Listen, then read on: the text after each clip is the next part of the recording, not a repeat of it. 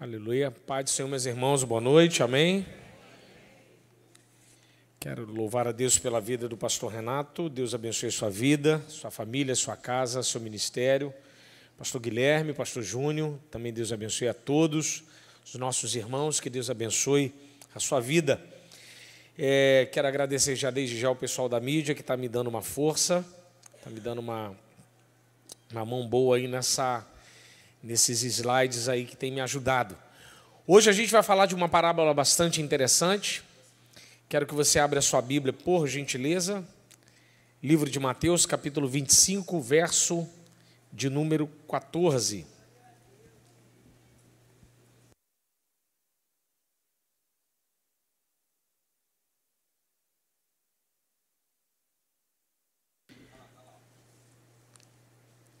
Evangelho de Mateus, capítulo 25, verso de número 14.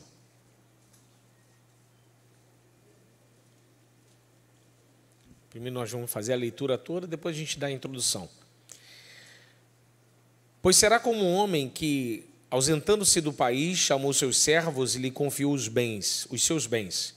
A um deu 5 talentos, a outro 2, e a outro cada um segundo a sua própria capacidade.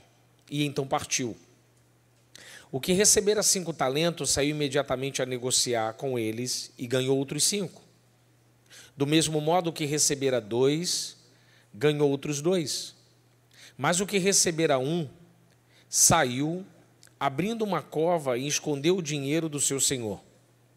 Depois de muito tempo, voltou seu senhor daqueles servos e ajustou as contas com todos eles.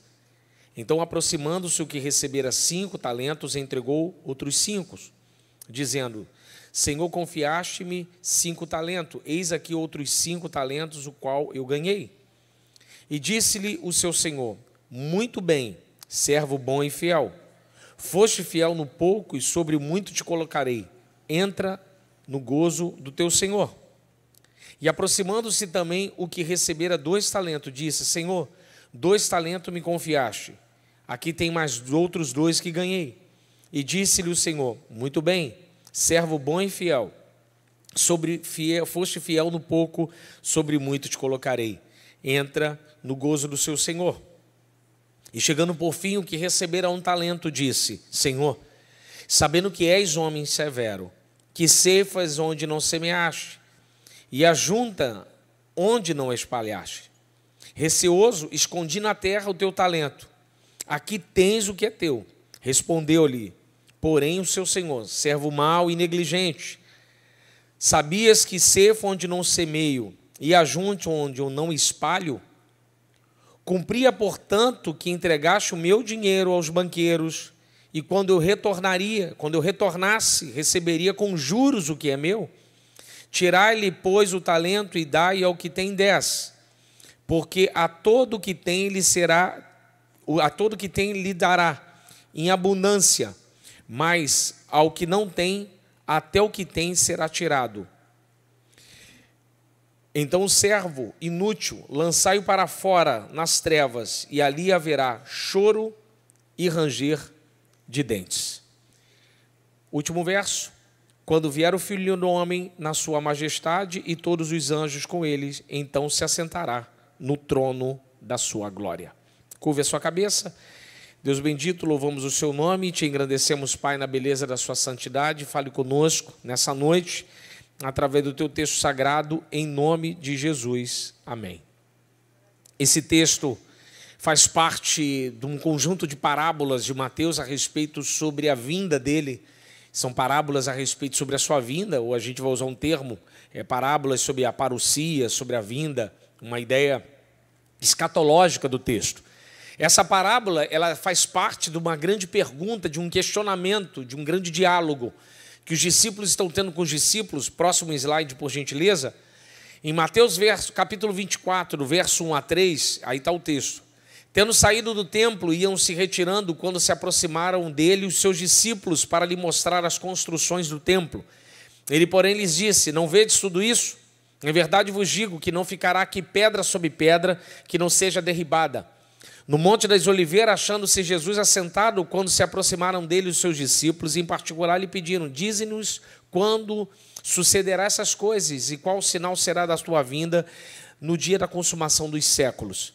Essa parábola faz parte desse questionamento. O Mateus 24 e Mateus 25, nós chamamos de sermão do dia das dores, do princípio das dores. Então, Jesus está colocando sinais a respeito da sua vinda. Assim como os profetas anunciaram o nascimento do Messias, colocando sinais na história, dizendo que o menino nasceria, haveria de vir em Belém. Ele fala sobre o choro das crianças que morreriam. Os profetas anunciam, como o profeta Isaías vai dizer em Isaías capítulo 9, Isaías 53 vai dizer alguma coisa, Isaías capítulo 60 também ele fala alguma coisa a respeito sobre o messianismo, 63 em diante. Todos esses profetas falaram a respeito do nascimento. Então, aconteceu exatamente como os profetas tinham predito. A mesma coisa é os sinais da vinda. Jesus ele vai dar aos discípulos um tipo de questionamento, responder uma pergunta que os discípulos haviam feito. Qual era a pergunta? Olha, quais são os sinais a respeito da sua vinda? Então, Jesus começa a pincelar, através do tempo e da história, como se sucederiam os sinais a respeito da vinda. Próximo slide, essa parábola vai além das primeiras. Abra sua Bíblia aí, você vai ver o texto em 3 grandes parábolas nesse texto. Mateus 24, do verso 40 ao verso 42, tem uma parábola. A gente chama da parábola dos dias de Noé, né? Alguns vão chamar, ou a parábola do arrebatamento. Eu prefiro a parábola do arrebatamento, eu acho muito interessante, porque faz parte de um discurso. Do Mateus 24, do 40 ao 42, é uma parábola. Parábola do 24, do 43 ao 51, é a parábola do servo vigilante, que espera o seu senhor chegar. É uma outra parábola. E a outra é a parábola das virgens, que é muito conhecida. 5 loucas e 5 prudentes. Então, essa parábola que a gente vai falar, a parábola dos talentos, é diferente dessas 3 parábolas que Jesus já tinha falado para os seus discípulos. É uma parábola com uma outra ideia, é bem diferente. Por exemplo, essa parábola vai além das das 3 primeiras, no fato de que essa espera que o cuidado dos servos se manifeste durante a ausência do seu senhor, não só na preparação e no desempenho da obrigação, mesmo que haja uma longa demora, mas também a espera, a melhoria dos talentos designados até o dia da prestação de contas. A diferença das 3 é que eles estão no campo e eles são tirados. A outra é do servo vigilante, ele espera o seu senhor chegar. E a parábola das virgens é uma parábola de preparação, mas aqui na dos talentos tem a ver com desempenho. Não é só estar, pastor Renato, esperando a vinda. Ele também está caracterizando a respeito sobre como a gente desempenha o papel de quem espera. Jesus não quer uma igreja que senta e simplesmente cruza o braço enquanto espera ele voltar. Ele quer uma igreja que faça e trabalhe enquanto ele chega.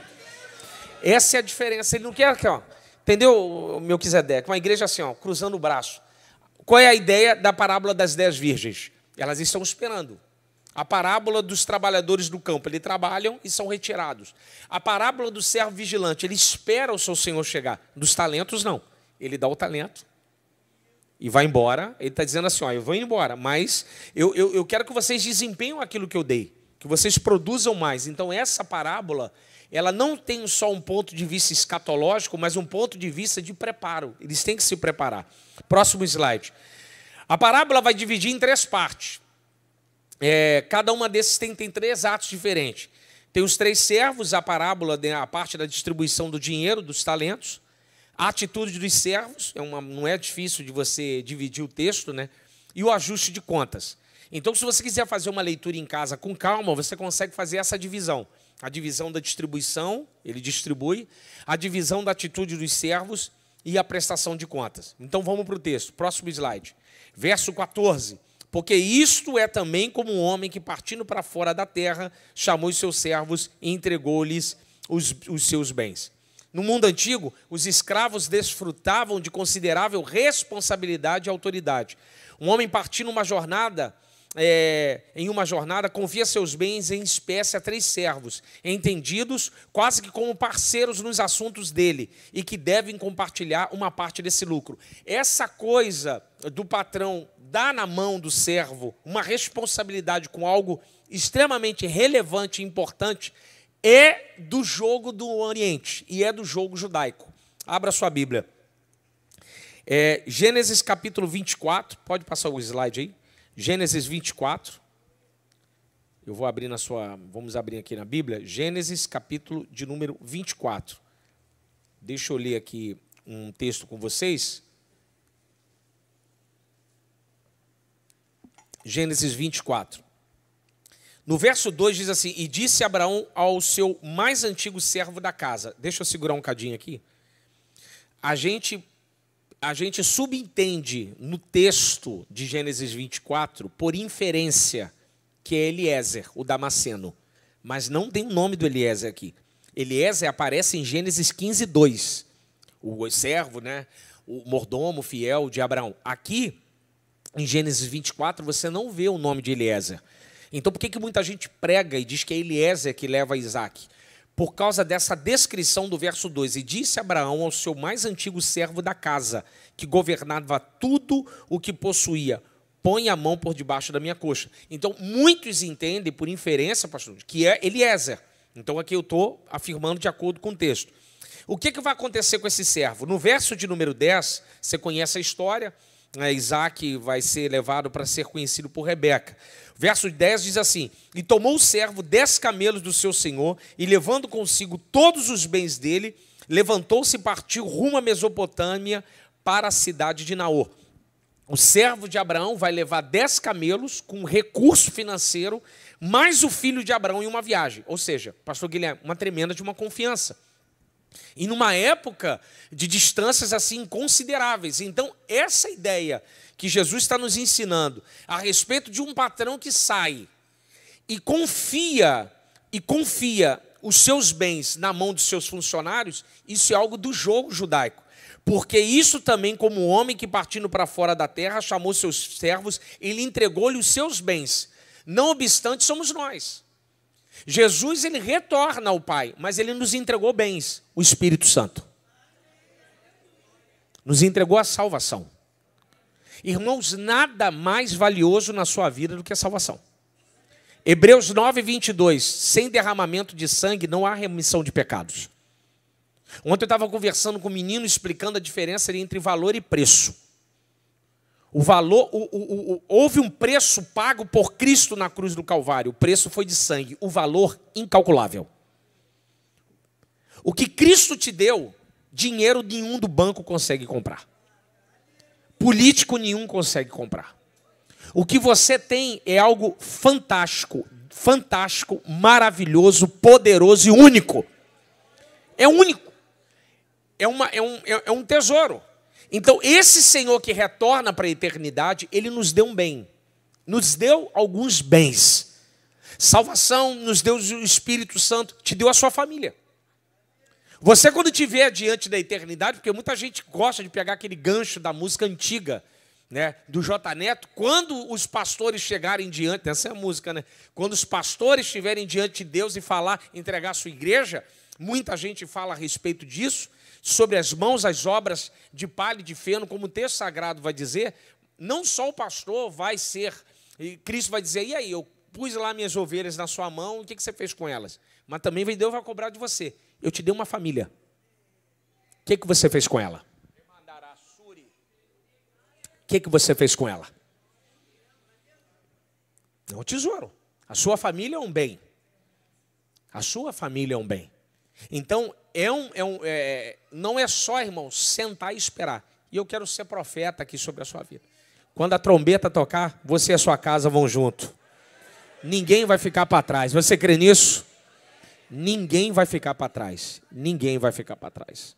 Assim como foi o pacto de Josué em Siquém, em Josué capítulo 24, o pacto de Siquém, assim será na sua vida. Então, o que acontece? Ele dá, no verso de número 14, ele dá os seus bens. Próximo slide, pode passar, por gentileza. E a um deu 5 talentos, e a outro deu 2, e a outro deu 1. A cada um segundo a sua capacidade, ausentou-se para logo e bem para longe. Ele deu 1 talento para cada um, né? Ele deu lá 5 para um, 2 e 1. O texto vai dizer no verso 15, segundo a sua capacidade. O patrão conhecia a capacidade de cada um, pastor Guilherme, de poder resolver o problema com aquele talento. Ele tinha o conhecimento, junto com os servos, dizer assim, esse camarada tem estrutura para ter 5 talentos. Esse camarada tem estrutura para ter 2 talentos. Esse camarada tem estrutura para ter 1 talento. Então ele deu para cada um dos seus servos uma estrutura, um talento, um tesouro, que ele pudesse ter uma capacidade psicológica, cognitiva, uma capacidade de resolver o problema, uma capacidade de saúde também, para poder resolver aquilo. E ele deu para cada um. Vamos seguir. Daqui a pouco a gente vai ampliar a respeito do talento. Próximo slide. Deixa eu só explicar a respeito do talento. O que podia ser? Podia ser ouro, prata, cobre. Cada um com o seu próprio valor. O talento depende de cada região de Israel e de cada época. Mas o talento equivalia, pastor Renato, a 6.000 denários. São 6.000 dias trabalhados. Isso equivale a 600 mil reais. Então você faz o cálculo aí, abre o seu celular aí, você vai ver. Se cada talento vale 600 mil, um recebeu 5 talentos. 600 mil cada. Faz um cálculozinho rápido aí para você ver. Ó. O que recebeu 2, recebeu 1.200.000. Ou que recebe 5, recebe 2 e o recebeu só uns 600 mil. Então ele deu para cada um. Então esse é na equivalência. Eu gosto desse texto porque ele diz que deu a cada um segundo a sua capacidade. Outros 2, um a cada um, segundo a capacidade, se ausentou para longe. Por que segundo a capacidade? Próximo slide, para a gente fazer a aplicação prática. Em Atos capítulo 2, verso 3, diz que apareceram línguas entre eles como de fogo, e pousou sobre cada um. O Pentecoste de Atos 2, cada um do aproximadamente 120 no cenáculo tinha uma língua de fogo sobre a cabeça. Cada um deles. Próximo slide. Mais ou menos assim. Cada um deles tinha uma língua de fogo. Cada um deles. Cada um deles. Pastor Renato. Uns olhavam para a cabeça dos outros e viam lá a imagem, o poder do Espírito Santo. Mas o que aconteceu quando o que era produzido dentro do cenáculo chegou do lado de fora? Próximo slide. Então se levantou Pedro com os 11 e, erguendo a voz, advertiu-os nesses termos: varões judeus e todos os habitantes de Jerusalém, tomai conhecimento disto e atentai nas minhas palavras. Tinha quanto no cenáculo, pastor Renato? Tinha quantos? 120, aproximadamente. Por que Pedro saiu e pregou, se todo mundo tinha o mesmo fogo? Se todo mundo tinha a língua repartida de fogo, por que Pedro se levanta e fala? Pergunta ao seu irmão do lado, hein? Levanta essa bola aí com ele. Hein? Isso é uma aula, irmão. Isso aqui é uma aula. Por quê, cara? Não, mas por que não foi Matias que falou? Matias estava no cenáculo. Por que não foi João? Por que foi Pedro que sai e fala? Ainda que eu e você tenhamos chamas, tem sempre alguém que tem uma chama maior. Deus, ele nos dá chamas para todo mundo. O fogo do Espírito é para todos, mas tem gente que tem um fogo mais alto. Tem gente que tem uma capacidade maior. Mas pastor, por que ele tem? Porque quem dá é Deus e ele que manda. Você vai fazer o quê? Você vai fazer o quê? Tem uma história antiga que é conhecida por todos. Muita gente já pregou isso, já contou isso diversas vezes. Da história do menino que entra na rua Aldersgate, em Londres, quando tiver a caravana do pastor Renato com o pastor Silas, lá em Londres você vai? Você tomou posse. O pastor Silas fizer a caravana e o pastor Renato vai, você vai também? O pessoal vai, viu, pastor? Pouca gente tem fé, mas agora o pessoal teve mais fé. Você vai conhecer a casa lá de John Wesley. John Wesley tem lá, pode dar um tour aí virtual no Google. Ele deixou 2 marcas no taco de sinteco, com a marca do joelho. John Wesley orava 10 horas por dia. Um homem que trouxe avivamento lá, foi o canal do avivamento de Deus para a Inglaterra. Essa história todo mundo conhece, muita gente contou ela. Que um jovem, um adolescente, foi lá e colocou o joelho na marca dos buracos do taco, do sinteco. E quando a professora estava buscando para todo mundo ir embora, porque era um tour escolar, era um jovem orando em cima, todo torto, pastor Renato, para encaixar os buracos do joelho junto com John Wesley. Aí o professor chegou lá, estava o jovem gritando, chorando, faz de novo. Faz de novo. Porque John Wesley foi o grande avivalista inglês. O avivamento de John Wesley produziu tanto efeito que as cadeias ficaram vazias, porque todos se converteram. Ele salvou a Inglaterra do banho de sangue da Revolução Francesa. O avivamento de John Wesley produziu um efeito de 100 anos, que até os historiadores ingleses reconhecem que foi o avivamento de John Wesley que salvou a Inglaterra. Aí esse jovem, tempos depois, muito tempo depois, entra lá e está lá orando lá, Senhor, faz de novo. Quem era o jovem? Billy Graham. Não é que Deus fez de novo, rapaz? Ah, mas pastor, quantas pessoas oravam lá? Filho, para cada um Deus deu um talento. Tem gente que vai ter uma capacidade monstro e vai navegar e vai pregar para 1 milhão de pessoas. Tem gente que não vai passar de 20. Mas faça o seu talento, que a glória não seja tua, mas seja de Deus, e fique satisfeito com aquilo que Deus te deu. Aleluia! Aleluia! Aleluia! Deu 5, deu 2 e deu 1. Próximo slide. Atos 8, 4 e 5. Só na Bíblia. Bíblia pela Bíblia. Diáspora, morte de Estevão, a igreja vai estar se espalhando. Essa aí já é a parte da Samaria, quando o avivamento vai chegar na região de Samaria. Esse texto é uma exegese do texto do grego, exatamente como está lá. Mas os que andavam dispersos iam por toda parte, evangelizam a palavra, evangelizando. Ó. A multidão que foi dispersa iam evangelizando. E descendo Filipe a Samaria, lhes querusso a Cristo, pregava. Ué, por que a multidão não pregava? Não, só Filipe pregava. A multidão evangelizava. O que o texto está dizendo? Lucas está dizendo o seguinte, ó, Filipe, Deus deu um talento para pregar. E nós, a gente vai evangelizar. Evangelização é para todos, pregação era Filipe. Talento. Tem gente que vai ter um talento de missões.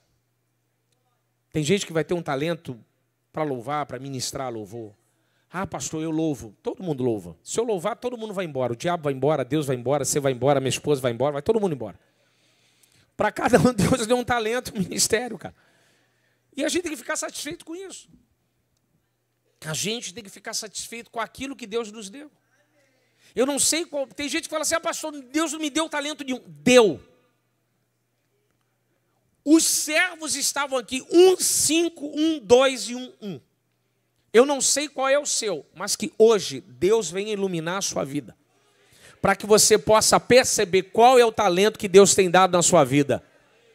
Pegando um gancho da palavra do pastor Silas ano passado, na Slavec, quando ele falou sobre antropologia bíblica, ele diz que quando o ser humano nasce, já nasce com um princípio a respeito, sob propósito. Aquela mensagem dele me fez chorar. Ele diz, você não nasceu por acaso, não foi um problema, não foi algo errado, não, Deus tem um propósito sobre a sua vida. Eu chorei com aquela mensagem ano passado. Porque de fato é algo revelador. Você não nasceu por fruto de uma aventura ou porque alguém não se preparou. Deus lá na eternidade diz, eu quero que ele nasça porque eu tenho um propósito na vida dele. Há um propósito de Deus na sua vida. Deus te deu um talento. Deus te deu uma capacidade, uma habilidade. E que nessa noite o Espírito Santo do Senhor venha revelar isso sobre você. Para que você possa compreender como isso faz bom para a sua vida. São habilidades. Tem gente que tem talento em humanas, em geometria, número, arquitetura, desenho. Tem gente que tem o talento em arte, em confeitaria. Tem gente que sabe fazer coisa boa e salgado, outros doce. Tem gente que sabe, é um excelente advogado, outro tem uma inclinação para medicina, para veterinária e para engenharia, etc. Tem gente que tem um talento para ser dona de casa, ser mãe. Ser mãe também é um talento. Porque eu conheço muita irmã, mulher, que tem filho, mas não tem um talento para ser mãe. E eu conheço muitas mães que não tiveram filho e adotaram e são excelentes mães. Maternidade não é só um sentido biológico do ponto de vista, mas é um sentido de, como diz Lutero, de vocação. De vocação. Isso é propósito. Isso é talento. Aleluia. Isso é uma capacidade. Aleluia. Então, meu irmão, quando ele dá o talento para os servos, ele entregou a cada um na sua capacidade, porque conhece cada um de nós. Nem todo mundo tem uma capacidade, aqui eu vou falar do ponto de vista do profeta. Tem gente que vai tentar a vida inteira prova para concurso para a Polícia Federal e não vai passar. Porque Deus conhece o coração dele e sabe que ele não tem condições de suportar pressões em algumas coisas.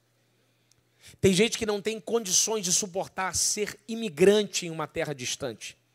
Tem gente que não tem condições de ser missionário, ir para uma terra distante, ir para qualquer outro lugar do mundo. Pode ser o melhor lugar que alguém... se me mandar para a América eu me viro. Tem certeza? Depende, são pressões. Tem gente que tem um talento para, olha, pastor, Deus só me deu essa coisa assim pequenininha e eu estou muito satisfeito com isso e eu vivo feliz isso. Amém? Então faça que isso seja tão tremendo que a glória de Deus seja manifesta. São talentos, irmãos. Mas o que está acontecendo quando eu leio esse texto? Esse texto. Próximo slide, por gentileza. Os dois servos se esforçaram. Note os verbos.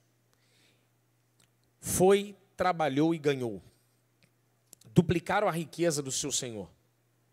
Não se indica como exatamente eles fazem isso. A ênfase recai no resultado. O servo mau, por outro lado, recebia um talento, cavou no buraco e escondeu.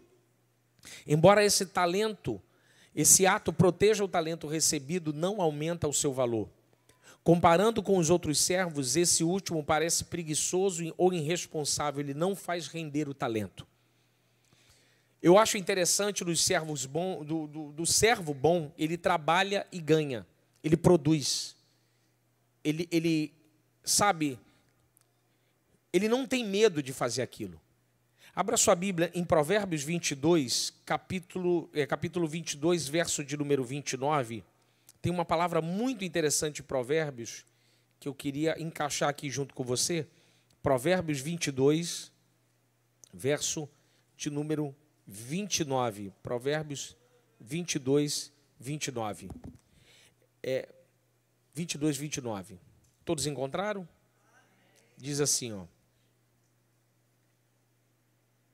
Viste um homem diligente na sua obra?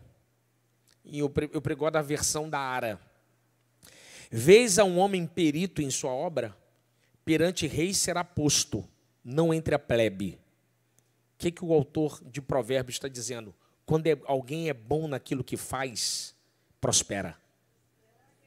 Nunca fica por baixo, ele se destaca. Rapaz, isso é muito forte. Isso é muito forte, cara. Ele está dizendo assim, o cara que é bom, ele sobressai. Ele não precisa anunciar. Quando ele faz a obra, todo mundo diz assim, rapaz, esse cara é bom. Ele prospera.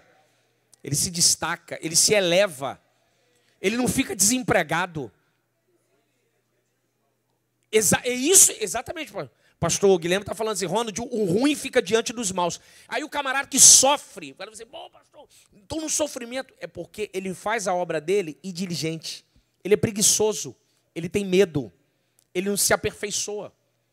As pessoas pensam que subir aqui e pregar, não, pô, pastor, quero fazer aquilo dali, pastor. Ali, senta com a minha esposa, ela vai te contar boas histórias. Boas histórias. Eu lembro quando comecei a pregar, eu ia para a Igreja Batista de São Gonçalo, eu ia de bicicleta, porque não tinha dinheiro para pregar nem ônibus, era novo. Ia para a igreja, você entrava lá dentro da biblioteca da Igreja Batista, e fazia cópia de manuscrito do livro no punho, porque não tinha dinheiro para xerox. Para poder chegar domingo, para poder dar aula na congregação que eu pertencia, que era da Assembleia de Deus do Porto da Madama, a primeira igreja da Assembleia de Deus de São Gonçalo. Saudoso pastor, pastor, deixa eu lembrar aqui, quem ficava muito comigo lá, ainda está vivo, pastor Oscar Ardolf. Oscar Ardolf, que era meu professor, me ajudou muito, muito. Saudoso pastor Alberto Goulart, que era o pastor presidente. Oscar Ardolf, que me ajudava bastante, hoje está bem idoso. Eu lembro que fazia lá um manuscrito, quando a gente foi se mudar, e ainda achamos lá, e eu falei assim para ela, eu vou jogar isso fora. A Graciele foi e falou assim, não joga fora não, porque você nunca pode esquecer de onde você saiu. Falei, boa essa palavra. Guardei os manuscritos, tudo dentro de uma pasta transparente. Aí quando eu me olho sentado com um software de estudo bíblico, fazendo faculdade, pós-graduação, comprando livro, eu olho para trás e falo assim, rapaz, mas chegar aqui não foi muito fácil. Mas aquele que é perito naquilo que faz, Deus lhe coloca perante os reis. Deus lhes coloca perante os reis. É só o nosso pastor Silas, 40 anos de ministério. Aí você olha só o momento agora, poxa, eu queria ser como pastor, mas ninguém quer contar as lágrimas, o momento de sofrimento, de angústia. O servo bom, olha o texto, foi e trabalhou. Ninguém vê o cara trabalhando, sabe, suando, chorando, sofrendo, angústia, abrindo mão de algumas coisas. Só vê ele multiplicando os 5 talentos. Cara, o cara tem 10 talentos, pastor Renato. O cara tá trop. O cara é forte, pesado, grande. Mas não vê isso aqui, ó. Foi e trabalhou. Se você olhar o texto, verso 16 e 17, eu queria que você desse uma olhada na sua Bíblia. Eu acho essa colocação de Jesus Cristo para os discípulos uma colocação muito interessante. 16 e 17. O que recebera 5 talentos saiu imediatamente a negociar com eles e ganhou outros 5. Do mesmo modo que recebera 2, ganhou outros 2. Mas você não vê como eles fizeram isso. Porque o trabalho nunca aparece, é só o resultado. As pessoas só veem o resultado. Nossa, mano, você comprou essa casa, né? Você se mudou, né? Mas ninguém vê quanta lágrima você chorou. Quantos finais de semana você abriu mão? Deus está falando, irmão. Quantas coisas você teve que fazer para chegar nesse ponto? Porque todo tipo de trabalho exige o quê? Exige, irmão. Suor, força. O texto aí, ó. Foi e trabalhou. Anonimato. Exige, irmão. Não é tão fácil. Já diferente do servo mau. O texto diz que o servo mau, ele cava, verso de número 18, mas o que recebera saiu e recebera saindo abriu uma cova e escondeu o dinheiro do seu senhor. O que recebera ele teve medo. Ele foi negligente, como eu coloquei no slide aí em cima. Comparando com os outros servos, esse último aparece preguiçoso, irresponsável, ele não faz render. Ele é preguiçoso. Pô, o outro trabalhou, não vou ficar em casa, vou enterrar aqui, ele vai voltar. Fico no 0, pastor Renato, eu fico no 0 a 0. Eu dou aqui e resolvo o problema. Isso é preguiça. Não, mas pastor, ele teve medo de perder. Não é preguiça. Se o Senhor deu 1 talento para ele, o Senhor sabia que ele tinha capacidade de multiplicar mais 1. Deus te deu esse talento, não é para você fracassar. Ele sabe que você tem capacidade para multiplicar isso que Ele lhe deu. Então não fuja daquilo que Ele tem te dado. Não fuja daquilo que Ele tem entregue nas suas mãos. Se Deus te colocou naquela empresa, é porque Deus quer te usar naquela empresa. Enquanto você não abrir a boca naquele lugar, Deus não vai te tirar daquele lugar. Deus quer multiplicar esse talento na sua vida. Te dá essa capacidade. Mas às vezes a gente olha muito lá em cima, ao invés de, cuidar daquilo que Deus tem nos dado. Próximo slide, já caminhando para a conclusão. O texto diz assim, depois de muito tempo, enfatiza-se a duração de tempo da ausência do Senhor. O primeiro servo que dobrou os seus 5 talentos é elogiado, sobretudo por sua fidelidade, e recebe 2 coisas. Mais a responsabilidade e participação na alegria, no chara, na alegria.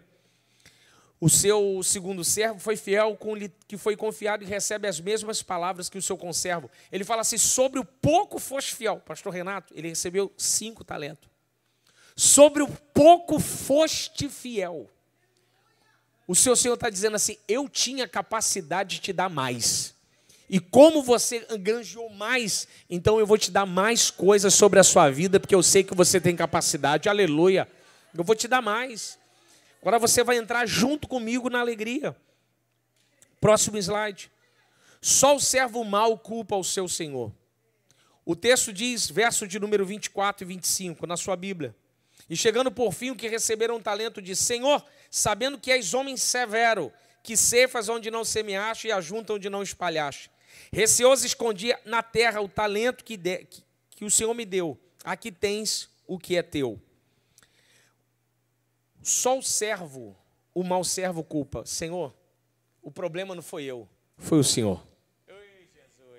Foi a mulher que tu me deste, Deus. Não, o problema não é meu, o problema é esse. Esse é o camarada. Ele não consegue parar em um trabalho. Ele não consegue terminar um curso. Deixa eu cavar mais fundo. Ele não consegue terminar um livro. Um livro de 30 páginas para ele é difícil. Estou enrolado, não tenho tempo, papapá, não posso. Mas ele quer ler o de 600 páginas. Aí ele pega lá, deixa eu lembrar um livro, Irmãos Karamazov, 2 volumes. Isso é mole. Quando começar lá a leitura, lá já vai dar sono. Pô, pastor, dá sono a leitura. Todo trabalho tem sempre alguém que persegue ele. Ele nunca persegue ninguém. Mas ele quer chegar na empresa grande. Ele quer chegar lá em cima, no topo.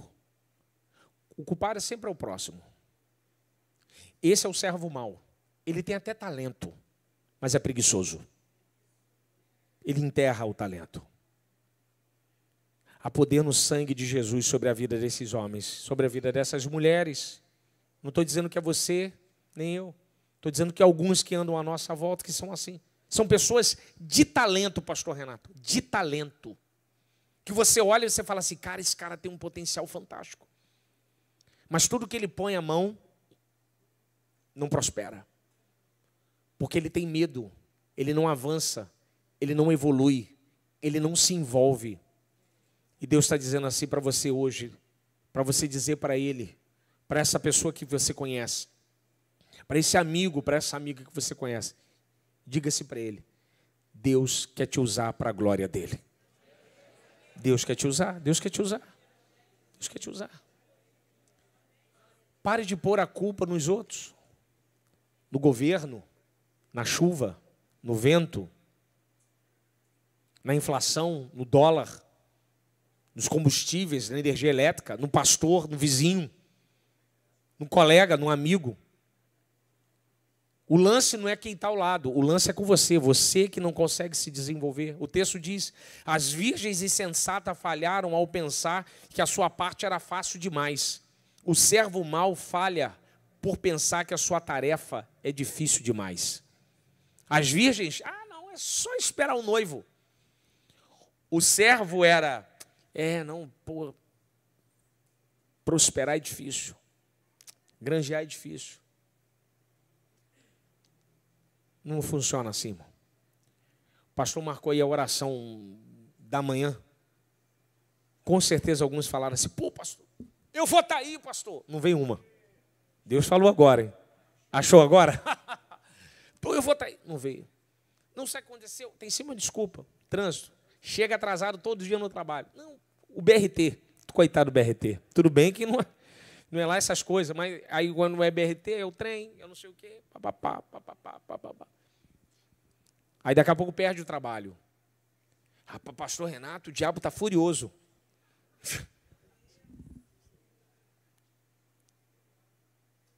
Interessante que, embora o servo utilize o termo de tratamento Senhor, não faz a vontade do Senhor e nem executa fielmente as suas responsabilidades.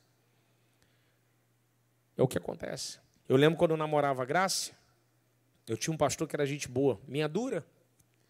Sábado, teve cruzada na rua, palanque, sábado, ó. Eu, na época, era o quê? Eu era auxiliar de trabalho. Era voluntário na igreja. Aí, terminou o evento, aí eu peguei ela pela mão, fui levar ela embora para casa. O pastor falou assim, você vai para onde? Eu falei, não, vou levar a Graciele para casa, é sábado. Não, eu vou levar ela junto com a minha esposa. Vou botar ela no carro e vou levar. E você? Ele me deu a vassoura, você vai varrer rua. Mas, pastor, é sábado. Eu posso fazer o quê? Você não quis ser obreiro? Bem-vindo à obra, toma a vassoura, pode varrer. E, olha lá. Varri rua, varão. E tome varrer rua. Sábado, estava alegre, estava revoltado, doido para o pastor infartasse, morresse. Estava lá. E meu amigo, até hoje, de vez em quando eu conto essas histórias com ele, ele morre de rir. Aí hoje eu estou aqui, falando de palavra de vocês. Mas tudo tem um início. Tudo tem um início. Tudo tem um momento naquilo que Deus lhe dá. Eu estava montando essa mensagem, pastor Renato, já caminhando aqui para o final. Próximo slide.